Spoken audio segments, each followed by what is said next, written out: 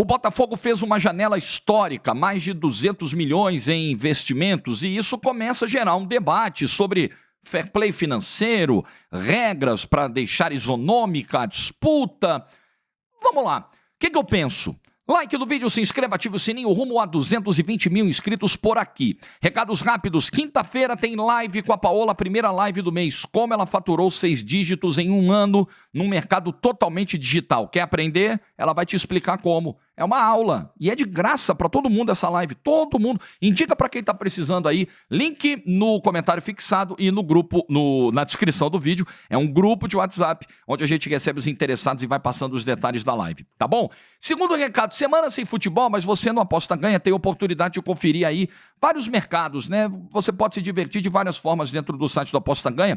E a galera que se cadastrar no meu link, que está aí nesse QR Code, é só apontar a câmera para ele, vai dobrar o seu primeiro depósito. Eu tô lendo a regra aqui da promoção da semana e é o seguinte, depositou 20, a AG vai te dar mais 20, depositou 50, a AG vai te dar mais 50. Não tem pegadinha nenhuma não, tá? Não tem rollover não. Ganhou, sacou, beleza? Então, vem pro play, QR Code na tela, aponta a câmera agora. Bom, eu tava dando uma olhada nos números aqui, até o GE fez um levantamento, um resumo de quanto o Botafogo investiu. Mais de 200 milhões. Para ser mais preciso, só nessa segunda janela de 2024, o Botafogo gastou 231 milhões de reais em contratações. 8 jogadores chegaram. É verdade que algumas dessas contratações foram a custo zero. Jogador em fim de contrato, sem contrato. Por exemplo, o Alex Telles, que estava no Al Nassr, o lateral esquerdo. Uma excelente contratação, sem dúvida, que o Botafogo fez ontem, no finalzinho da janela. Mas, por exemplo, outros a custo zero, que é exemplo, o Adrielson, que está vindo do Lyon, clube que pertence ao grupo do John Textor. Que mais? O Alan veio a custo zero. O Igor Jesus, que estava lá no Al-Ali Shabab, veio a custo zero e está fazendo a diferença no Campeonato Brasileiro. Porém, 3 contratações foram responsáveis por essas cifras aí superiores a 200 milhões. A contratação do Thiago Almada, 120 milhões de reais. A contratação do Matheus Martins, 61 milhões de reais.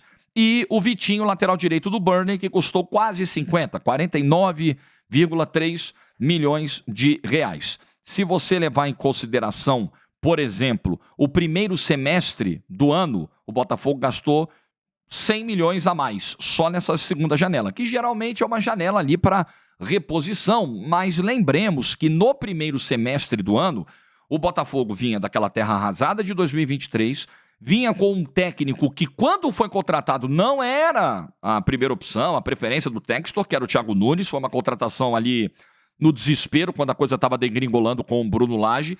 Então, não era o Arthur Jorge ainda, né? Não era a filosofia de trabalho que se tem hoje com uma comissão técnica que se sabe que será permanente aí no Botafogo, a não ser que o Cristiano Ronaldo resolva de novo pegar o telefone, né? Tem que tirar o plano de internet e celular do Cristiano Ronaldo. Se isso não acontecer, o Arthur Jorge vai ficar aí por um bom tempo. Então, o Botafogo realmente fez contratações muito impactantes, fantásticas algumas. Luiz Henrique, aí pegando tudo, né? Não só essa janela. Né? O elenco esse ano tem muito mais opções. Você tem um Luiz Henrique fazendo a diferença. Você tem várias alternativas para o meio-campo, por exemplo, com o Gregory, com o Alan, com o Danilo Barbosa, que já estava aí. Enfim, é um ano de... O Igor Jesus, eu já citei, é muito certeira essa contratação. O cara chega, faz a diferença, se encaixa como uma luva. Enfim, muitos méritos do departamento scout do Botafogo.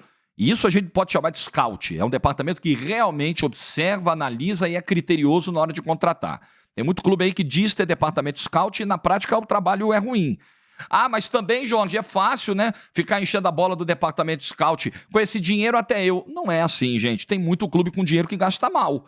O Botafogo não é um clube, pelo menos até agora, nessa gestão de John Textor, pega tudo, tá? Pega desde o início. O Botafogo não é um clube que toca dinheiro com contratações amalucadas. A maioria das contratações na era Textor deu certo. Ah, o elenco do ano passado. O elenco esfarelou. Mas o time que foi montado, o futebol que aquele time jogou no seu melhor momento, né? Aquele time de Perry, Adrielson, Cuesta, que mais? Tietê que continua, Marlon Freitas que continua, Tiquinho que continua, Eduardo que jogou um primeiro turno exuberante. Aquele time deu certo no campo por um tempo. Depois outros fatores aí pesaram para que o título não viesse. Então, tem dinheiro, é verdade, mas acerta. Não joga dinheiro pelo ralo. Aí tem a discussão central. Poxa, mas olha, tem que botar um fair play aí. O Rodolfo Landim, presidente do Flamengo, recentemente deu 2 declarações a esse respeito. Olha, eu me dou muito bem com o Textor, mas daqui a pouco a gente vai ter que discutir essa história de fair play. Se a gente for ver aí o valor que o Botafogo está investindo para contratar jogador, ele é bem inferior à receita que o Botafogo tem. Aí, recentemente, depois do 4-1, do Botafogo em cima do Flamengo no Campeonato Brasileiro, o Landim voltou a dar uma afinetada. Falou, então, são tempos de SAF sem fair play financeiro. O Textor não entrou na briga porque, diferentemente da relação que ele tem com a Leila Pereira, presidente do Palmeiras, que é péssima, a relação dele com o presidente do Flamengo sempre foi muito boa. Ele faz questão de dizer que é amigo do Landim, não sei até que ponto eles são realmente amigos, mas ele falou, não, tá tudo bem, eu entendo, tá de boa, isso não vai afetar a nossa relação, mas eu posso dizer pro Landim que as nossas receitas aumentaram consideravelmente, que os nossos níveis salariais estão em apenas 45% das receitas que a gente tem. Então, vamos lá. Eu penso algumas coisas sobre isso. A primeira, a que mais me incomoda, independentemente do mérito, e eu vou analisar o mérito, independentemente das razões do Rodolfo Landim em contestar o modelo do Botafogo e tal. O que me pega é que esse tipo de declaração, ela vem como fruto dos resultados. Ela vem na esteira dos resultados. Então, me parece muito cômodo, muito tranquilo falar sobre isso depois que você toma um 4-1 para o time que está investindo pra caramba. Né? Me parece um argumento conveniente para o momento, oportuno para o momento. E que talvez sirva também para desviar um pouquinho o foco dos erros que você eventualmente tenha cometido para tomar de 4-1, para chegar no momento em que o seu clube está na temporada. É só o Landim que fez isso? Não, todos fazem. Isso aí é a mesma, a maneira, o momento escolhido para falar. Isso me lembra muito o clube que reclama da arbitragem quando perde e não reclama quando ganha. Tá? Então, eu acho que escolher esse momento, eu acho que a discussão ela é válida, ela é importante, estabelecer regras, tudo precisa ter regra, precisa ter um norte, precisa ter parâmetros, ok, diretrizes que todos devem seguir, mas eu só acho que quando você escolhe o momento da tua derrota, do sucesso do outro para falar sobre isso, não me parece que você está muito preocupado necessariamente com o tema. Você está preocupado com o que te afeta, né? Que eu acho que é muito a linha da arbitragem. Mas, enfim. Segundo ponto que eu penso sobre isso. Vamos lá. Vamos para a raiz do que é a lei da SAF. A lei da SAF, ela chegou para salvar instituições endividadas à beira da falência, à beira da insolvência, que naquele modelo associativo não conseguiriam mais andar com as próprias pernas. Então, pegando o caso do Botafogo, por exemplo, o Botafogo faliria, o Botafogo quebraria. Se a SAF não chegasse com a dívida na casa de 1 bilhão e com uma arrecadação muito pequena que o Botafogo tinha, não só porque ele tem uma fatia de mercado menor do que outros clubes, não só por isso, mas também por incompetência administrativa. Eu me lembro que uma das primeiras medidas do John Textor quando chegou foi romper vários contratos de patrocínio, de material esportivo, porque ele olhou e falou, caramba, a marca vale... Fazer um desenho assim só pra você entender. A marca vale 4x, a camisa. Pô, tem um contrato aqui de 1,5x. Pô, esse contrato tá abaixo do que a gente pode ganhar no mercado. Então, pera um pouquinho. Tchau, rescinde com isso aqui. Vamos procurar no mercado alguém que, se não der pra pagar os 4x que eu quero ganhar, que eu acho que a marca vale, mas que a gente consiga um 3x, um 3,5, já vai ser mais do que a gente tá arrecadando. Então, você tinha um clube muito fragilizado na hora de sentar na mesa para fechar um contrato com alguém, e quando você tem duas partes negociando e uma parte sabe que a outra está desesperada, ela joga com desespero, evidente. Então, se eu sei que você está vendendo o almoço para pagar o jantar, eu não vou dar o que a sua marca vale. Eu vou dar uma migalha que você está necessitando e você vai pegar, porque você está ferrado. Essa era a situação do Botafogo antes do Textor. Então, também por isso, as receitas do Botafogo eram tão baixas. Não só por isso. Outros fatores também explicam. Claro, já disse aqui da fatia de mercado do Botafogo que é menor. Uma dívida de 1 bi ela é pesada para todo mundo. Mas uma dívida de 1 bi para um Corinthians, ela tem um peso. Para um Botafogo, ela tem outro. Justamente pela diferença de fatia de mercado. É péssimo para os dois, tá? Que o Corinthians não fique, tranquilo, a gente é o Corinthians, a gente tem uma torcida de 25 milhões, 30 milhões, a gente vai pagar isso mole. Aí você fica empurrando com a barriga, não paga, o que é 1 bi vira 2, o que é 2 vira 4, e aí esquece, o seu clube vai falir do mesmo jeito, tá? Talvez demore um pouco mais pela gigantesca arrecadação que tem. Mas então, vamos lá, que a lei da SAF chegou para isso. Então chegou o Textor, salvou o Botafogo. Mas o Textor, ele não veio para salvar o Botafogo numa ação humanitária, né? Filantrópica. Não, ele veio para ganhar dinheiro, ok? Então, não percamos isso de vista. O Botafogo, o futebol, para John Textor, é um negócio. Qual é a lógica dos negócios? Você coloca os seus recursos financeiros, intelectuais, e você espera um retorno desses recursos num determinado espaço de tempo. Então, o que o Textor está fazendo é o seguinte: eu tenho grana, eu tenho algum conhecimento dessa brincadeira aqui chamada futebol, administro outros clubes, ele já chegou a administrar o Crystal Palace na Premier League, depois que pegou o Botafogo, ele pegou o Lyon na França. Então, assim, eu tenho um histórico nessa brincadeira aqui, eu entendo dessa parada, tenho grana, vou botar essa grana daqui a 5, 10, 15 anos, não sei qual é o break-even lá, qual é o planejamento que ele fez, eu vou pegar esse dinheiro de volta. É para isso que ele tá. A brincadeira, o jogo do John Textor é esse. E olha, esse jogo é legítimo, gente. Vamos parar com essa história de que, é o bilionário. Pô, ele é bilionário porque ele faz negócio, ele ganhou dinheiro, ele gera emprego, assim, eu não vou nem entrar nesse debate, ideológico, filosófico, sobre a lógica do capitalismo, do bilionário. Eu acho que a gente perde um tempo desgraçado com isso. É o mundo como ele é a vida como ele é, e o Textor veio para isso. Então, para ter o retorno, o Textor precisa investir. Ao mesmo tempo em que ele vai equacionando o passivo do clube, fiscal, né, o passivo tributário, o passivo trabalhista, entrando lá no regime centralizado de execuções, pagando todo mês a galera que ficou sem receber do Botafogo, ao mesmo tempo em que ele faz isso, ele precisa injetar dinheiro para que a roda gire, ele consiga pagar o passivo e acelerar o processo de recuperação para o clube que fecha do vermelho e passar a virar azul. Gente, é tão claro quanto a luz do dia para mim. Então você limitar, pensa bem, como é que a SAF vai salvar um clube? Vai chegar alguém com grana, ou um empresário, ou um grupo econômico, vai botar dinheiro, vai fazer a máquina girar, o clube vai ficar saudável financeiramente e todo mundo vai sair ganhando. Porque você tem o ganho para todo mundo que ficou pendurado com dívida e que vai receber finalmente, funcionários de 10, 15 anos e que estão recebendo. Você tem o ganho presente e futuro, porque você garante a solidez econômica de uma instituição que estava quebrada. Isso tem um benefício social, porque são clubes que arrastam multidões.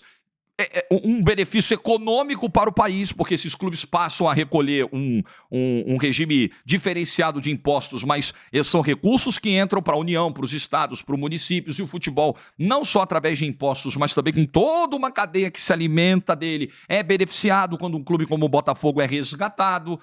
Pense no impacto que um jogo de 40 mil pessoas do Botafogo gera para o município do Rio de Janeiro. Pensa no impacto que um clube como o Botafogo, disputando uma Libertadores, um mata-mata, gera. E pensa no quão deficitário era, não só deficitário para o clube, mas o quanto gerava de perda de arrecadação para o município do Rio de Janeiro mesmo, o Botafogo botando 5 mil pessoas num jogo pouco importante no Newton Santos.